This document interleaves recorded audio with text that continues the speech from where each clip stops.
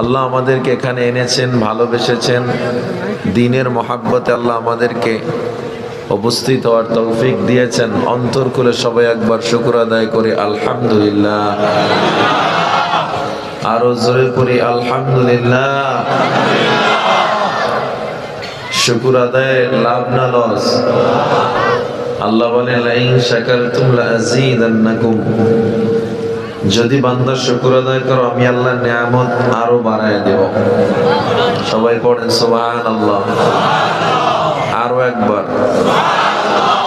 সহিহ বুখারী হাদিস, পয়গম্বর আরবি সাল্লাল্লাহু আলাইহি ওয়াসাল্লাম বলেন মান ক্বালা সুবহানাল্লাহ কুতিবাত লাহু 20 হাসানাহ, যে একবার সুবহানাল্লাহ বলবে আল্লাহ তার আমলনামায় 20টা নেকি লিখে দেন। অন্য বর্ণনায় আসছে কুতিবাত লাহু আলফ হাসানাহ, আল্লাহ তাআলা 1000 নেকি লিখে দেন। তাহলে শুকর আদায়ের দাম আছে না নাই?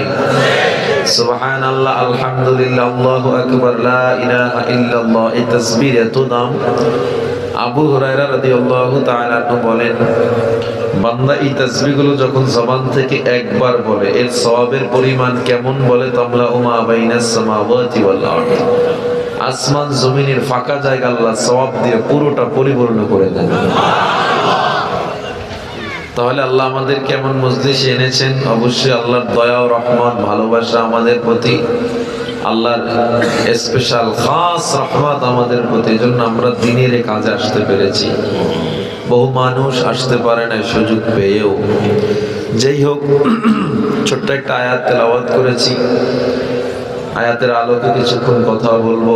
আমার পরে আমার বড় ভাই হাফিজুর রহমান সিদ্দিক সাহেব আসবেন, ওনার আসতে অল্প সময় লাগবে ইনশাআল্লাহ। তো আমি ওনার আসার আগ পর্যন্ত কিছুক্ষণ কথা বলবো। প্রত্যেকটা কথা যেন আল্লাহ তাআলা আমাকে সহ আপনাদের সবাইকে আমল করার তৌফিক দান করেন। আমি বোধহয় 5-6 বছর আগে একবার বাদজোহর এখানে বয়ান করে গেছিলাম। আচ্ছা, 5-6 বছর হয়েছে মনে হয়, 4-5 বছর। হ্যাঁ, ওই সময় ছিলেন এমন কেউ আছেন শ্রোতা? মাশাআল্লাহ, আল্লাহ সবাইকে হায়াতে তৈয়বা দান করেন। এর মধ্যে অনেকে চলেও গেছে, ঠিক না? আমিও চলে যেতে পারতাম। আল্লাহ আমাদের সবাইকে হায়াতে তৈয়বা দান করেছেন।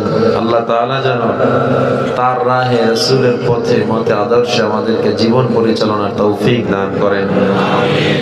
মাহফুজ ইসলামিক টিভি, ইসলাম প্রচারণায় সত্যের সঙ্গী।